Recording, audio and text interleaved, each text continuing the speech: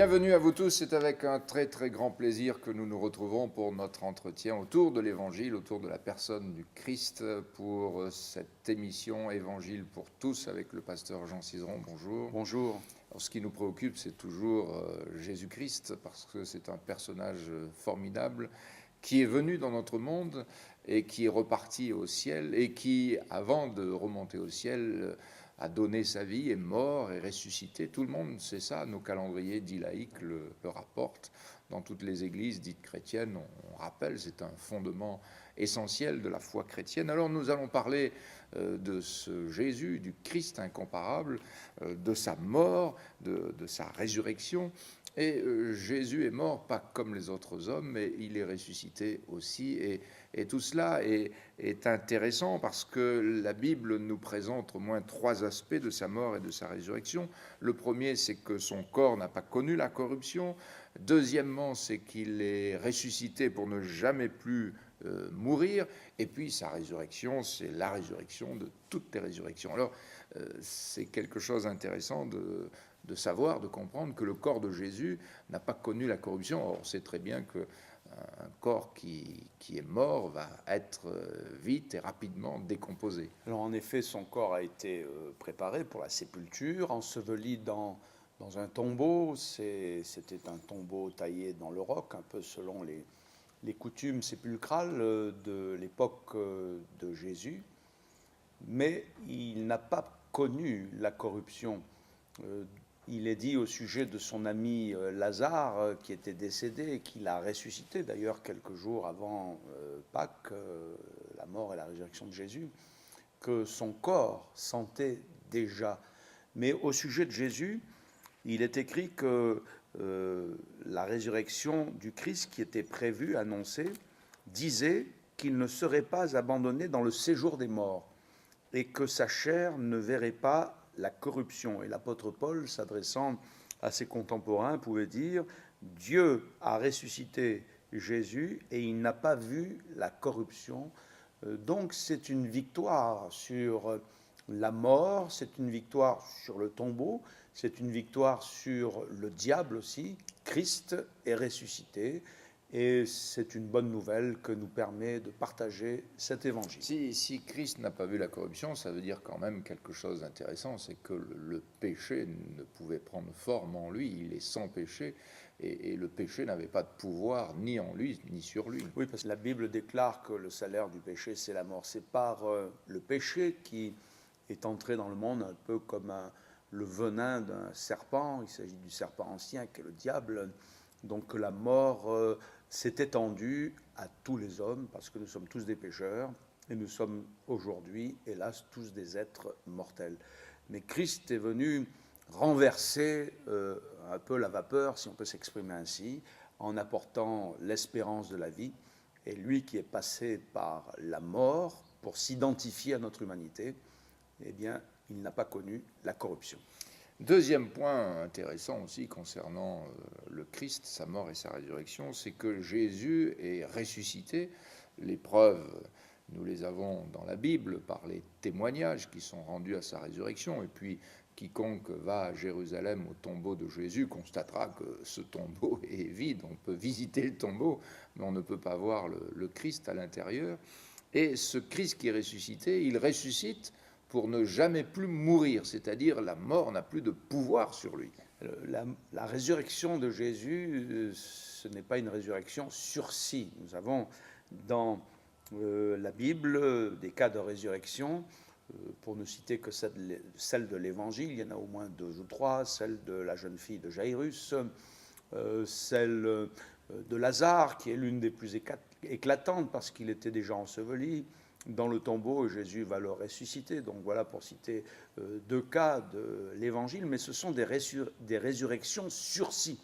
Après, ces personnes sont décédées, nous ne savons pas pour quelle raison exactement, mais elles sont décédées. Tandis que le Christ qui ressuscite le dimanche de Pâques, il ressuscite pour ne jamais plus mourir.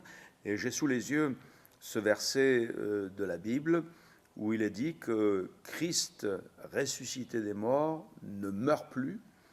La mort n'a plus de pouvoir sur lui. Donc si la mort n'a plus de pouvoir sur lui, c'est que ce Christ de l'Évangile, dans lequel nous demandons aux téléspectateurs de placer leur confiance, c'est vraiment le vainqueur de la mort, celui qui est au-dessus de la mort, le vivant. Il est, comme dira l'apôtre Pierre, le prince de la vie. Et comme lui-même le dira, Jésus le dira, je suis la résurrection et je suis la vie. Et non seulement il le dit, mais ce qu'il dit, il le démontre.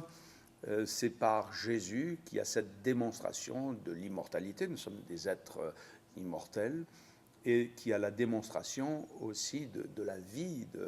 Mais ce n'est pas seulement la vie humaine, c'est la démonstration de la vie de Dieu qui s'appelle la vie éternelle et que Jésus démontre par sa résurrection d'entre les morts, victoire éclatante sur le tombeau, triomphe sur la mort. Jamais personne n'a vaincu la mort, mais Jésus va vaincre notre ennemi. On pourrait dire en créole que la mort la trouve son maître.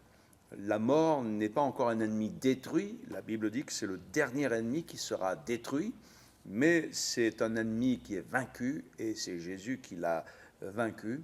Et au travers, bien sûr, de ce triomphe, il y a le triomphe sur celui qui détenait le pouvoir et la puissance de la mort et que la Bible identifie en l'appelant le diable. Jésus a vaincu le diable, il a paru pour détruire les œuvres du diable. Alors, ceux qui nous regardent, ceux qui nous écoutent, nous disent, vous me racontez une belle histoire, un petit peu fantastique, parce que c'est quand même extraordinaire ce que la Bible nous révèle, un homme qui meurt, un homme qui ressuscite pour ne jamais plus mourir. Mais alors, la question importante, c'est qu'aujourd'hui, au XXIe siècle, quel bénéfice cela a pour moi ? Qu'est-ce que représente la résurrection de Jésus pour moi aujourd'hui en tant qu'être humain? Qu'est-ce que cela veut dire et qu'est-ce que cela m'apporte dans ma propre vie? Le vivant, donc Jésus, le Christ ressuscité, est le vivant qui nous voit. Il n'est pas indifférent à nos besoins actuels, à notre vie, à notre quotidien. Et il veut jeter un regard bienveillant et favorable sur chacune de nos vies. C'est le vivant aussi qui entend.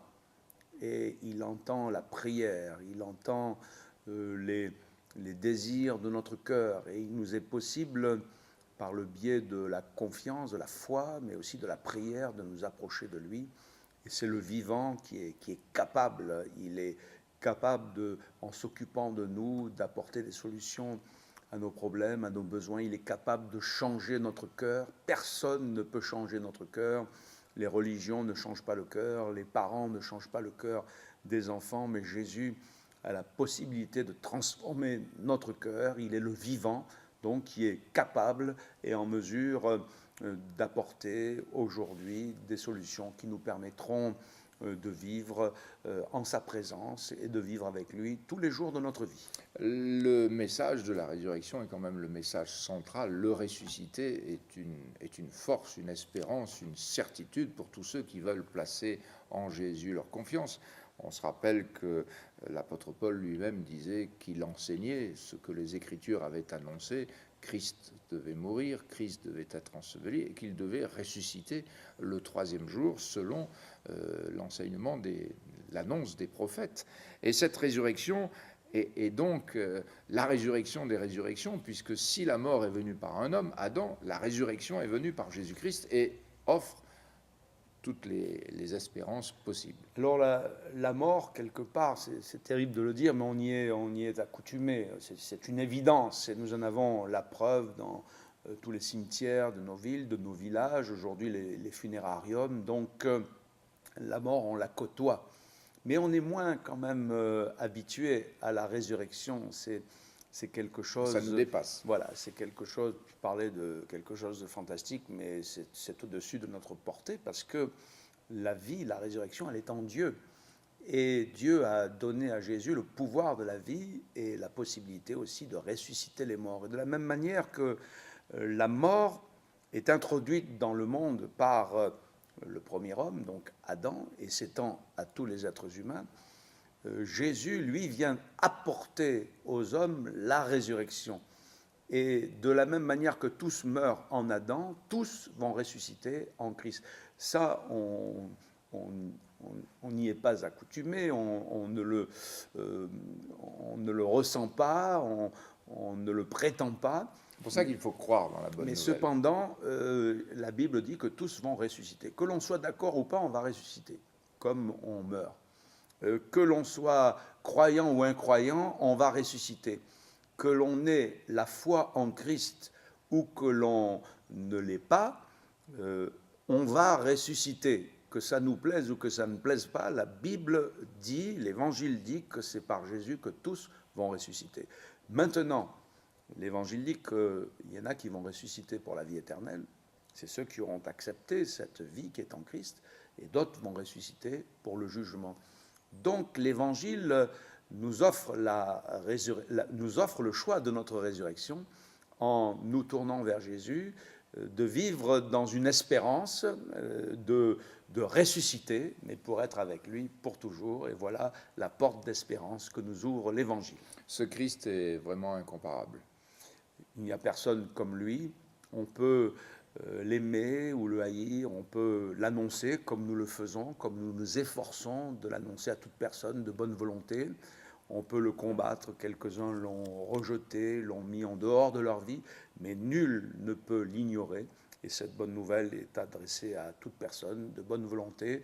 Et si quelqu'un, en se tournant vers Jésus aujourd'hui, veut croire, il pourra expérimenter cette puissance de la vie, de la résurrection, que ce soit dans son être intérieur, dans son âme, que ce soit dans son foyer, dans sa famille, et que ce soit même dans son corps, en expérimentant une guérison de la part du Seigneur Jésus qui est vivant. Il est possible d'expérimenter la puissance de la vie qui est en Jésus. Merci beaucoup. Au revoir. Vous aussi, amis téléspectateurs, vous pouvez expérimenter dans votre propre vie la puissance de la résurrection de Jésus. Il vous suffit simplement de croire en lui. Ça sera une nouvelle espérance, une nouvelle opportunité, un jour nouveau pour vous, si maintenant vous acceptez le Christ comme Sauveur et Seigneur. Que Dieu vous bénisse.